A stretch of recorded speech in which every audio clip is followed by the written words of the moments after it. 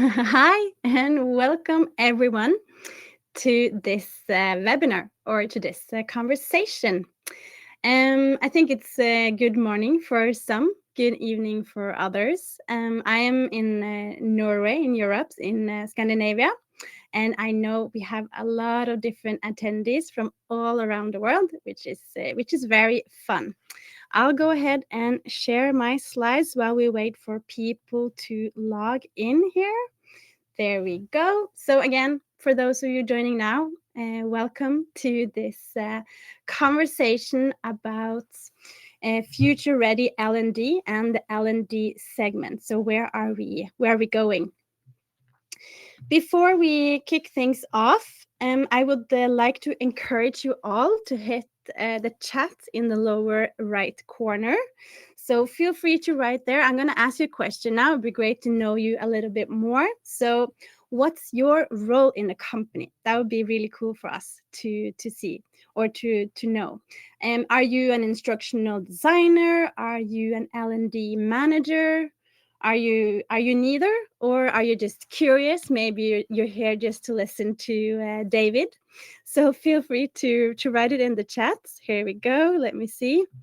Okay, so we have a learning solution architect, e-learning developer. Perfect. I think the instructional designer role is always the title is always very different from both countries and also organizations. Organizational improvements from Irvin. Nice. So feel free to write in the chat. It's always good for us to know your role. E-learning developer. So we have two e-learning developers in this webinar. Great. Me myself, I'm an instructional designer working here at We Are. So e-learning developer, talent development manager. Great. I hope you are all ready for this conversation together with David Kelly, where we will dig more into the evolving role of L&D and how to create learning that has an impact in your organization. And we're also going to look at AI and how that's kind of is it revolutionizing L&D segment, or how is it affecting us? How is it affecting our work? I see more people writing here. Instructional designers from Amy, instructional designing and consultant. Great. Then you're at the right place, which is cool. Again, I'm super excited for this conversation. I've been looking forward to it the last couple of weeks. Now, most of you have found the chat, so feel free to use that throughout this webinar. If time, we will answer some of the questions at the end of this webinar. And we also have emoji reactions. So it's always good for us to get some reactions during the webinar. So if there's anything you agree on or you specifically like, feel free to use the emoji. There we go. So perfect. Thank you. Again, my name is Stine. I am a senior instructional designer and pedagogue working here at We Are. And for those of you that wonder, this webinar is hosted by us in We Are. And We Are is the next course authoring tool. With our tool, you can create interactive courses, animation, and also scenarios within minutes. And of course, we're also powered by AI. And here you also see my 2 seconds. Here you also see my beautiful colleagues. As I mentioned, we're fairly international bunch of people, and we are mostly located in Scandinavia and also in Norway. Okay, and now over to today's topic. And today's conversation is all about future-ready L&D. And I think L&D is changing very fast, and it feels especially fast these days. And I guess you're all thinking the same as me, and that is most probably AI. And that one definitely has one of the reasons for why everything feels so disruptive in many ways. But what does this future ready means to what we do, and how and is it changing the way we're working in our field? As a pedagogue and instructional designer, I often feel that I need to be on top of the latest technology. And just by going on LinkedIn, you get a sudden FOMO for not being on the latest technology that's out there.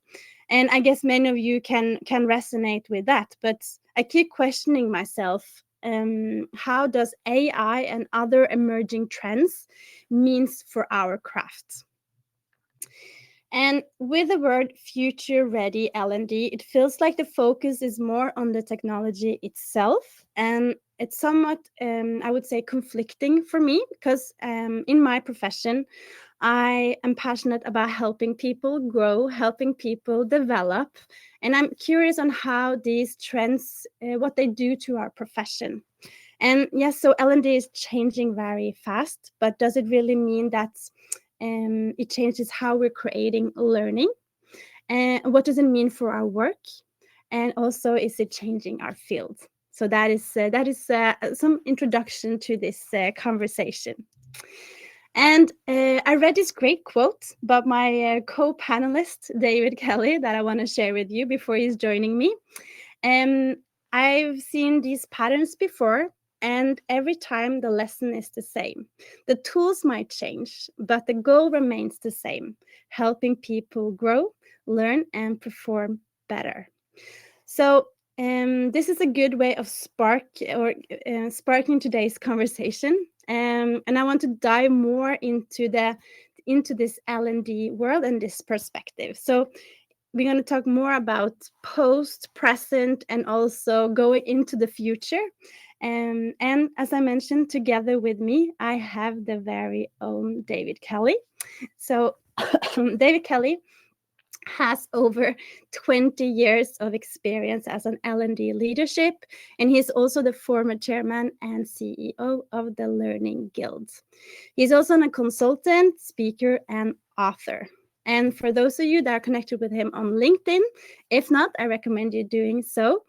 I recommend you following his newsletters, which I'm a big fan of.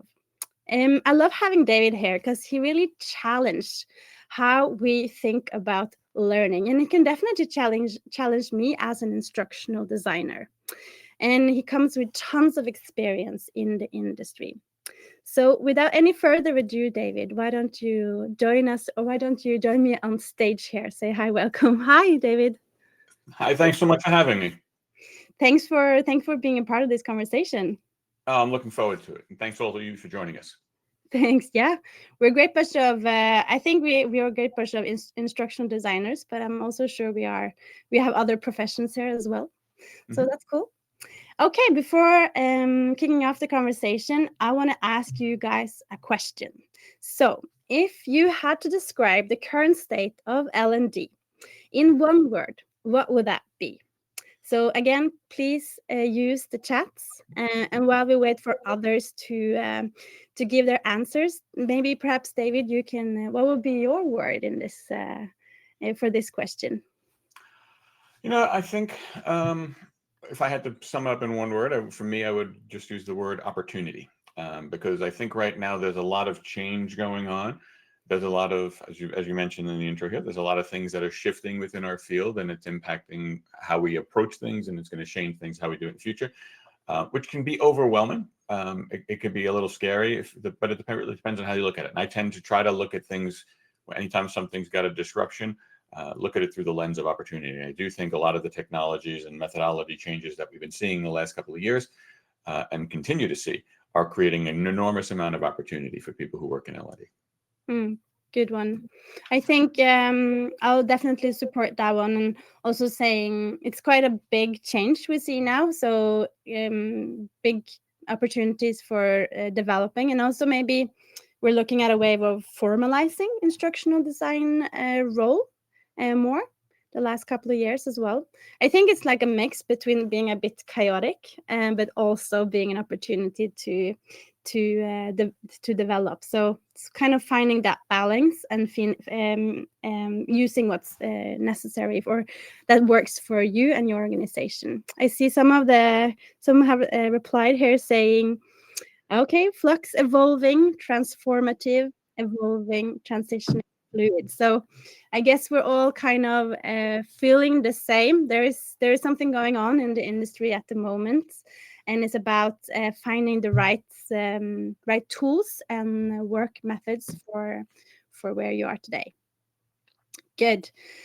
I'll go ahead and not share my slides because I've seen in the title or in the description of this webinar that we're not going to have any slides. So I already done something we said we're not going to do. But again, I'm going to turn off my slides. We're going to continue on this conversation. David is definitely going to be the L&D strategist, while I'm going to take the more instructional designer role into this. So it's just good to be aware of. Okay, Yeah. I'll go ahead and stop sharing. There we go. Okay, so I'm gonna kick things off, David, by asking you one question, and that is to start us off. What's something about L&D you believed 5 years ago that you see differently today? Yeah, I think a big difference. I mean, 5 years ago breaks into 2020. We've been through a lot since 2020. But I think one of the things that has changed over the last 5 years and has changed my perspective, I guess I'd center it around the word accountability. And accountability is a word that I think a lot of people have negative connotations of, like I'm going to get in trouble if I'm not doing something. And I don't look at it that way. It's not what the word means. I just mean it in the sense of there's more of our ability to understand our story. There's more data available to us. That's really the change that has been a lot that has shaped this in the last 5 years. There's so much data available to us, both in terms of the data we collect and the platforms that are that enable us to mine that data, that have us in a better understanding of connecting the dots between what we do and how that impacts performance. Because ultimately, that's what it is. Accountability isn't a bad thing. We just have more information where we can link our efforts to meaningful outcomes, to the performance, to tell our story in ways that go well beyond just how many people completed a course or what people got as a test score. We are going in a direction, and we continue to go in a direction where we can connect the dots to show how the efforts that we make around learning and development are truly impacting performance of people and therefore impacting the business. You could say that the instructional designer role is bigger today than 5 years ago because we have other tools. We can do so much more, perhaps. Absolutely. Yeah, I strongly agree with you. And when you said 2020, I was like, first thing I was thinking, yes, a lot of things has happened since that time. So I think we definitely see a big development in that segment, but also in regards to tools. It surprised me that 5 years ago, at least I believe that the biggest job was the content production to actually create the courses. But now I feel it's completely changed. It's to create a course or create content is the easiest part. Now it's more kind of how can we add on to create value for the organization. I agree. Yeah, 100%. What do you think L&D teams need to unlearn to really move forward? Yeah, I think unlearning is an interesting question. I mean, when I think about what unlearning is, it's about a habit that we need to stop. Like sometimes we think of unlearn of like overwriting information, and that's part of it. But for me, a lot of times I think of it more through the lens of a habit. What's a habit that we have that we need to break? And I think in L&D, the biggest habit that I think we need to break is we have a history of applying old methodologies to new technologies or new methodologies. So we when something new emerges, we use this new high-tech shiny object to do exactly what we did before. We don't use it to transform. We apply the template in many ways, both literally and metaphorically, to the work that we do. And I do think as we start getting into next generation platforms and some of the things that are out there, to your point there, a lot of the platforms now they're reducing the rigor required to create content, and what's exciting to me about that is not that it makes what we did easier. It's that if we don't have to worry about the graphic design and stuff quite as much, that the literal creation of the content is is easier than it's been in the past, then that gives us more opportunity to focus on the experience, on the pedagogy, on what it is that people are doing that supports the learning. We don't have to worry about the assets quite as much, and we can focus more on the human elements like the experience. And I think that requires us to break the habit of just applying a template and developing the next course. We have to think a little bit differently, and it starts to be thinking more about the experience that we're creating rather than the content. I agree, and I think and instructional designers are very used to think, okay, my main job here is to create this course to check that off in a way. But are we equipped? Are we there where the focus is on measures and pedagogy? Are I think it definitely needs something. It needs to kind of be a shift in how we work as an instructional designer. I can only talk for myself, but I have a feeling that we are very focused around what we already are doing, as you said. Yeah, absolutely. And I think sometimes it's the language that we're using around it. I mean, in our world, and I think we'll get into this a little bit later too. In our world of L&D, pedagogy means a lot. It's an underpinning foundational element of what we do. But within the organizations and the stakeholders that we're dealing with, they're not interested in our jargon. They're interested in what people are doing when they come out of the experiences that we create. And I think that the stories that we tell need to reflect that. That's actually a really good point, because I believe the same. Yes, you have pedagogy, and the learning designer puts a lot of pride in the work we do. But again, it's definitely a step. If you see the whole organization as a whole, they don't have that focus. They don't have that as the main goal. They have performance results. They have measures. So how kind of meet? How could they these two worlds meet? I think that is a very interesting discussion to have, for sure. Yeah, cool. I think also it needs some for me as well. It needs definitely something to be unlearned to progress, and changing definitely our perspective. Now we have the tools, meaning we can do more than just create these great courses, for sure. Okay, so beyond content, some might consider L&D teams as a service provider or order takers.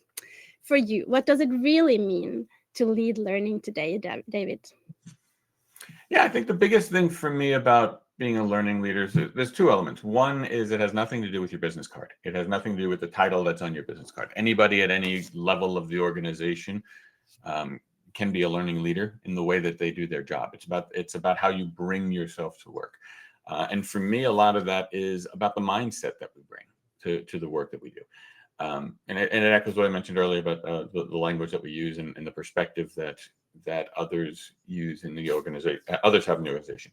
That mindset is about how we approach learning. It's about look at learning as a means to the goal that we have, not the end. It's not the learning is not the end point of our thing of the work that we do. Learning is a means to get to the performance, to help the business that we do.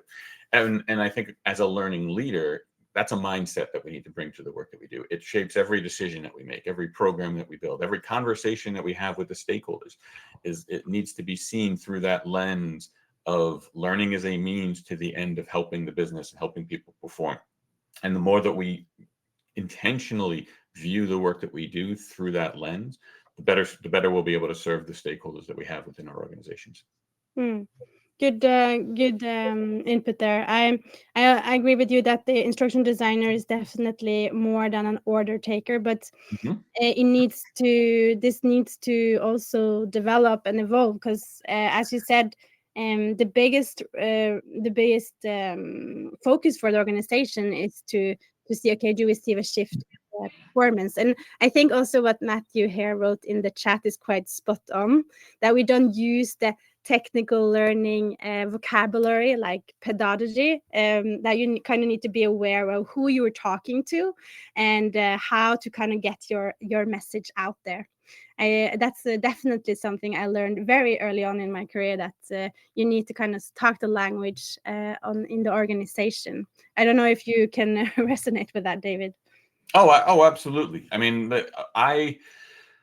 When I was in organizations, I spent a good first half of my career leading learning in a couple of different organizations, and that was always something that was extremely important to me. Like, I needed to speak the language of the business. I needed to speak in terms of what mattered to them and find out what metrics they use to tell their stories, and then tell learning through ours, through that language. Mm. Language is incredibly important part of how we do our work. I mean, the language that we use shapes the way that we think in many ways.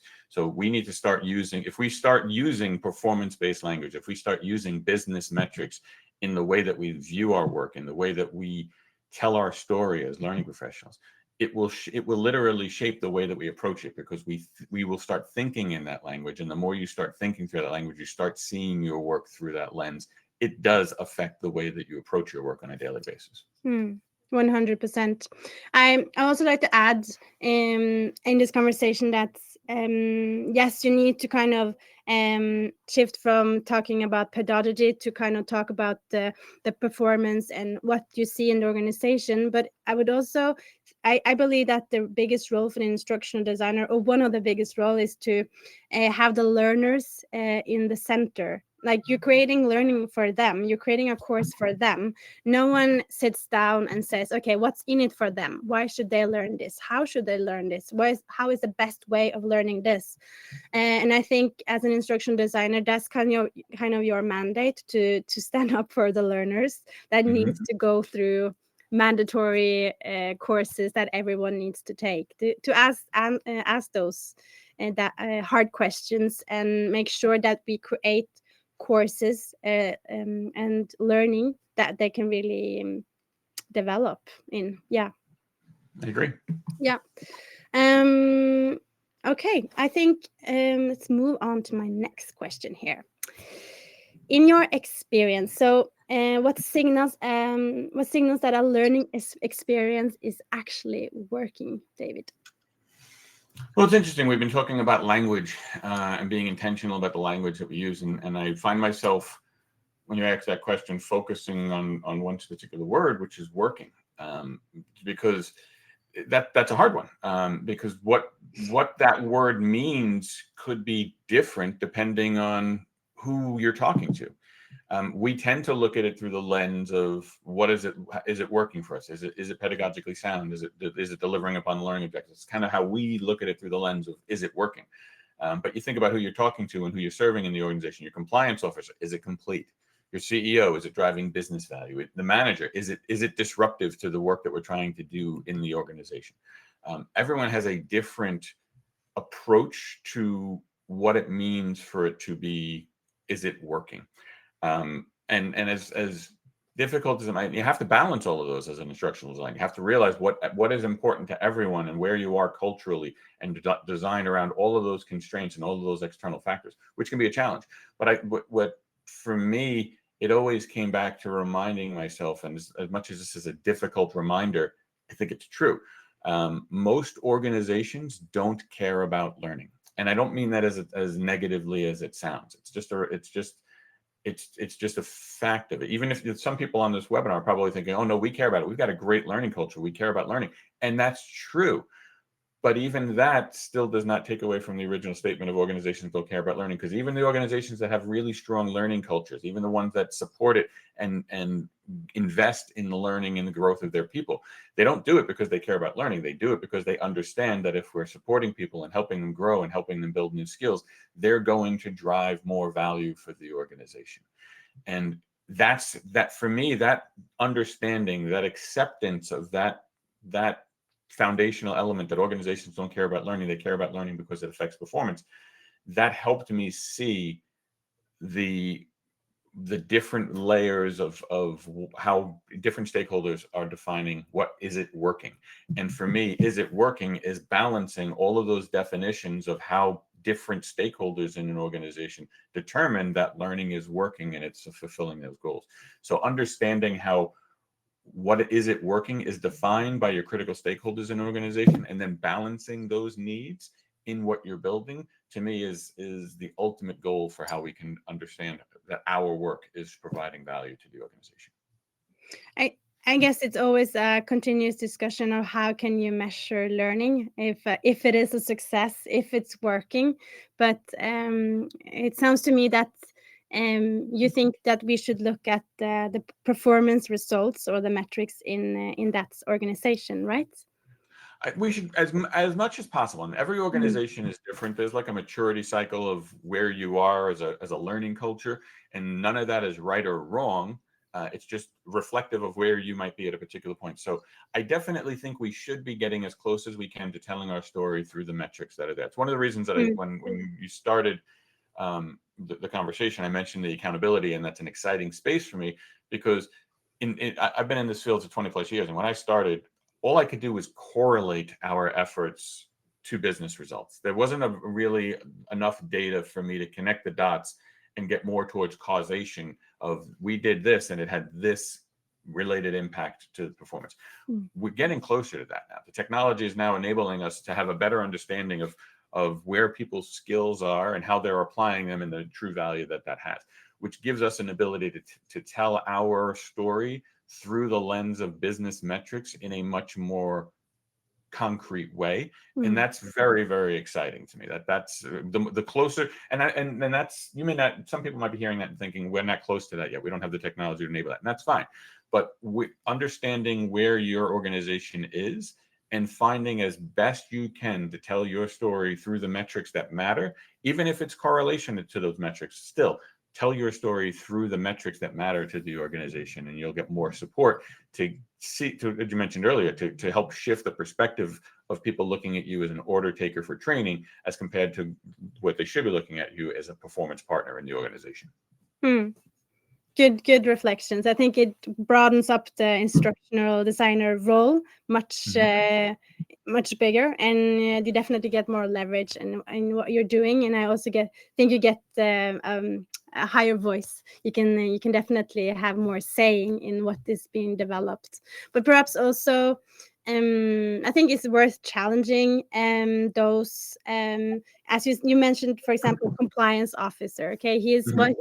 what his take on a great course. I guess that will differ very much from the instructional designer's perspective, because he kind of checks off the box. Okay, everyone has done it, then it's good to go. While an instructional designer is looking at the learning objectives and see if they're met. So I guess it's also it's important to kind of communicate the value of the learning part of this, that it is engaging and it is impactful for everyday life. Absolutely. And compliance officers usually the example that we look at because it tends Mm, to be the most click the box training that we have in our organizations. Um, but how are they defining that it's great? Normally that it's done. mm, And anytime I've ever worked with them, I've tried to push things further as best I can, because you could make the most engaging compliance course in the world, and that's what we strive for. But even the most engaging and best designed experience isn't necessarily great for a user that is forced to review and take tests on information that they already know. I don't care how engaging it is. If I'm sitting there going, I know this already, why do I have to sit through it? It's mm, not a great experience for me as a user. So, and that's just the reality of being an instructional designer working and who has compliance requirements. So what I've always tried to do is think of it as say, okay, I know what if I was the only stakeholder here and I needed to deliver this program, I know what my ideal learning experience would be for someone, but I have to work within the constraints. I have to work within the constraints of my organization, my culture, my resources. So how do I adapt what I would feel would be the ideal solution to my current context? mm, How do I do that and still satisfy all the different stakeholders and still work within the limited resources that I may be able to do, including mm, the time, the resources, the money. mm, And that's how I would still try to create great, because great is not necessarily defined for me as an ideal. Great is how close to that ideal can I deliver within the constraints that are just present to me at this time. mm, mm. Good. I think yeah, totally agree with you. It needs to kind of be in the constraints, in those in relation to your stakeholders 100%. So a following up question here. We talked about compliance training and how to make this great. How do you think, how can one do so? Up to you, for you, David, you think? Yeah, I mean, so it comes down to what can you do and what might you want to do, but what can you do? And I think those are sometimes, unfortunately, two different things. So for instance, one of the things that I always tried to do, and sometimes some places I was successful, but other places they were like, oh gosh, no, we can't do that here, is I would use a pretest. If somebody would take a pretest and they aced 60% of it, then I didn't want to have them go through the content for that 60%. Because they already knew it, and that's not a great experience for them. I wanted to focus their attention on the 40% of what they might needed to review.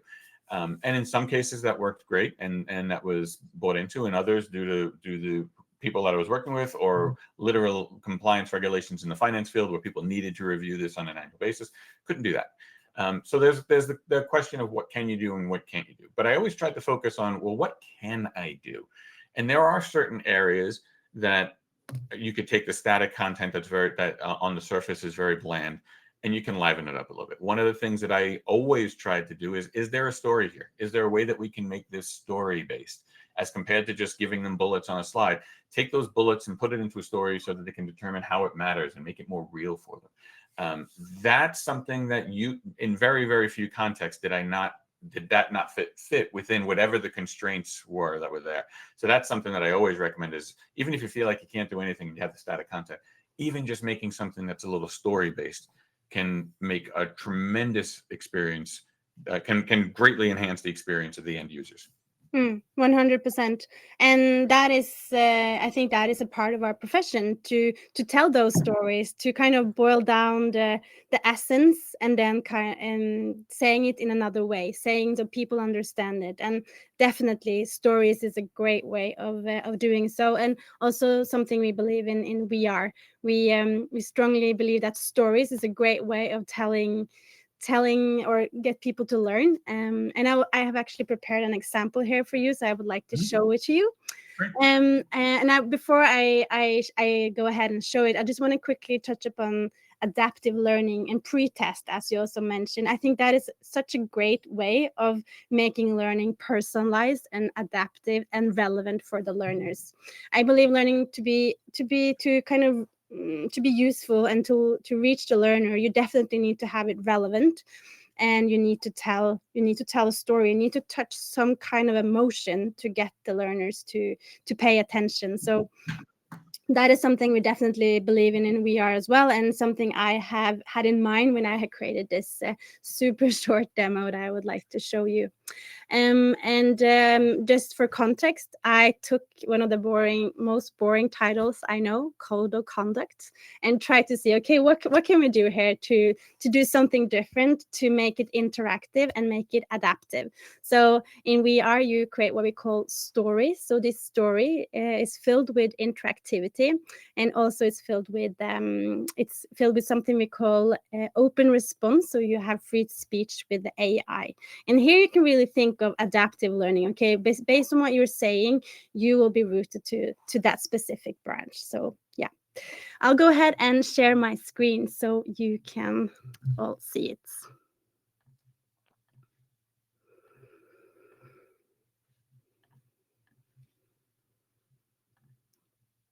There we go. I'll just double check if I have sound. There we go. Okay, I'll play through. Have you ever received a gift, accepted it with a smile, and then thought afterwards, wait, was that really okay? That gut feeling that something might not be completely right. That's exactly why this course matters.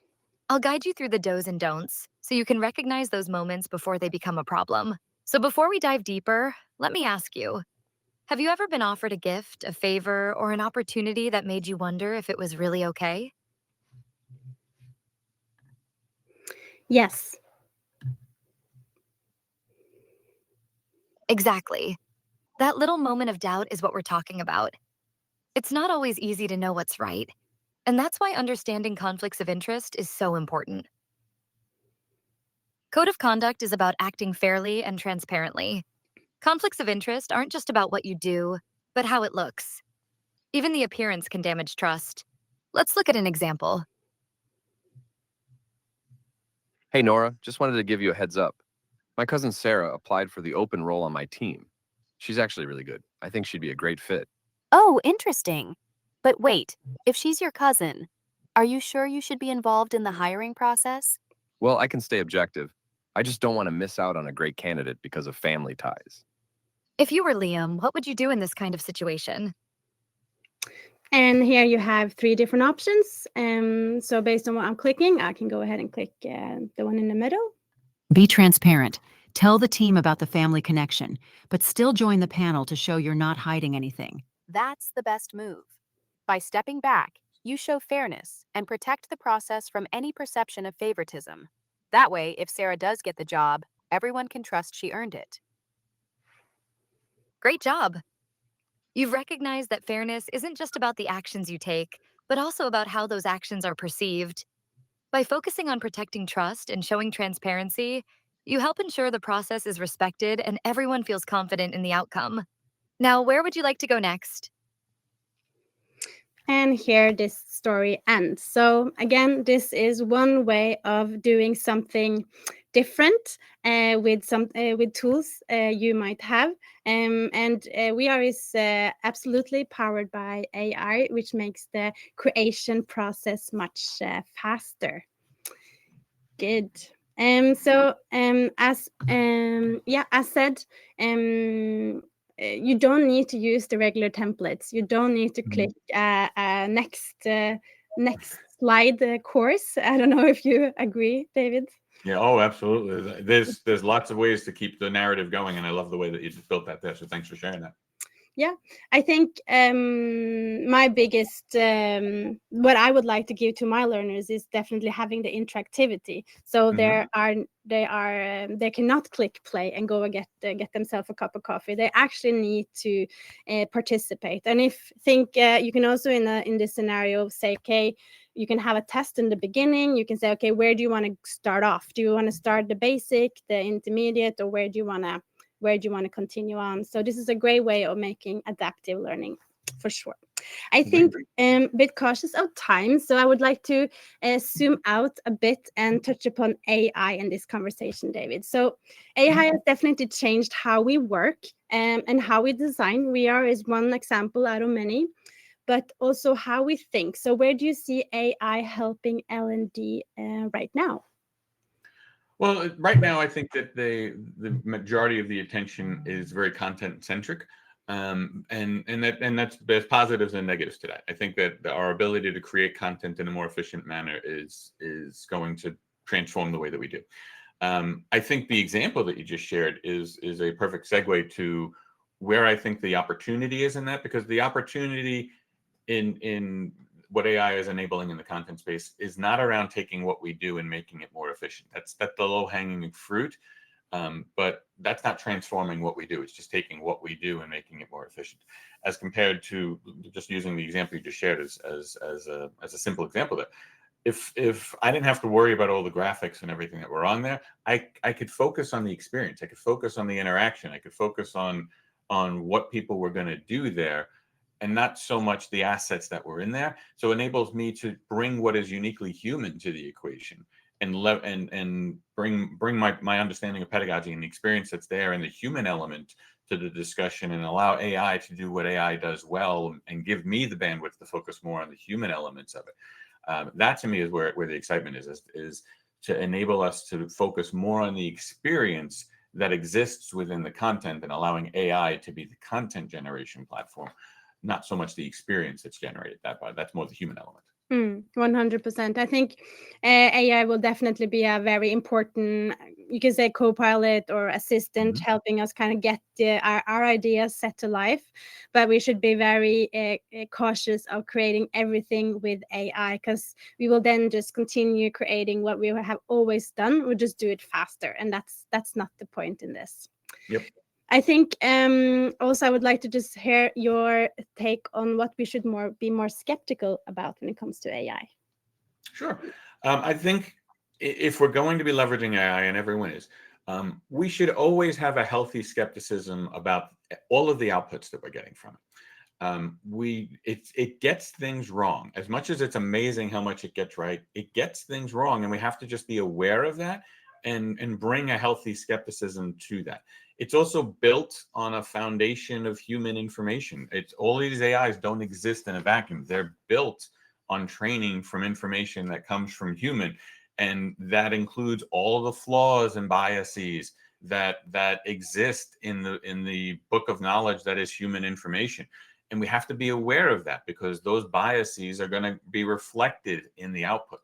So as we continue to work towards being inclusive and building programs that are representative of all of the people that we support, we have to be mindful that these AI tools are built on a foundation where those goals may not necessarily be part of the library the way that we envision them to be, the way that we want them to be. So we should always have the healthy skepticism of asking ourselves the question of, is this accurate? Is this representative of the group that we wanted to solve for?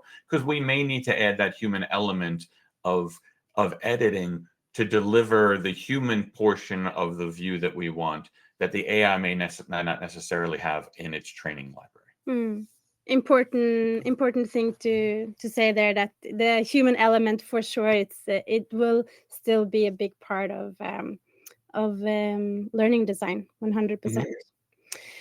To round up, David, I would like to ask you three questions. Sure. Three very quick questions, and I'll challenge you to answer in a sentence or even a word.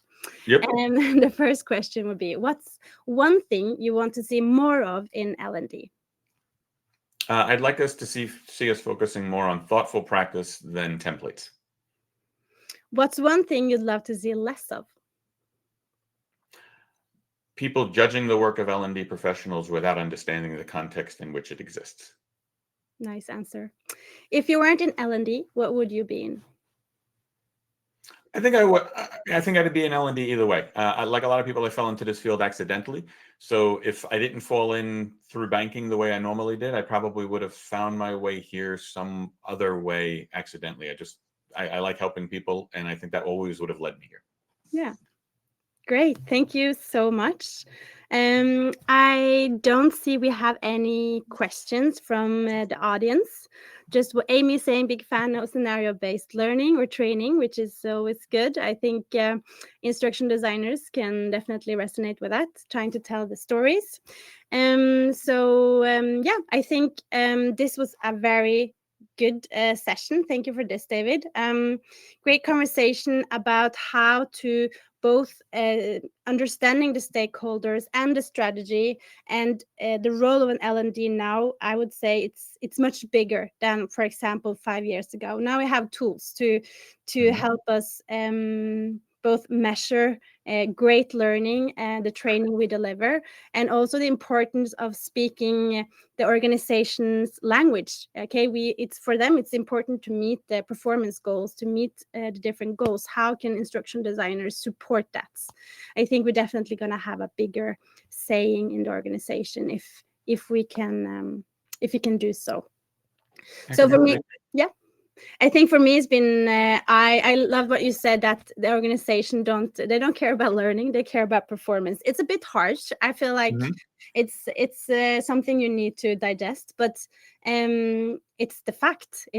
I cannot go into an organization and talk about pedagogical terms and instruction design terminology. You need to adapt to kind of meet the organization here. So great input from you, David. Thank you. I'll go ahead and share my slides again, although we said we're not supposed to do so. But I'll just want to give everyone a heads up to follow you on LinkedIn. And so if you don't follow David on LinkedIn, connect with him, follow his newsletters. I do, so definitely recommend that. And again, thank you, David, for this great conversation. Thank you. Thank you so much for having me. Thanks. I'll continue on here to just give you some more information about upcoming webinars as well. And if you want, here is a QR code that you can scan if you want to test out We Are. You have 14 days free trial, no credit card required. So feel free to test it out. And as mentioned, we do have some upcoming webinars. We have one already, 4th of September. Action First Learning, Designing Scenarios That Stick. My colleague here, Maria, just posted a link to it. So feel free to register there if you want to get the latest from Carl Kopp. So I'm super excited for this one. And I also like to mention that if the time is not perfect, you will always get the recording sent to your email after.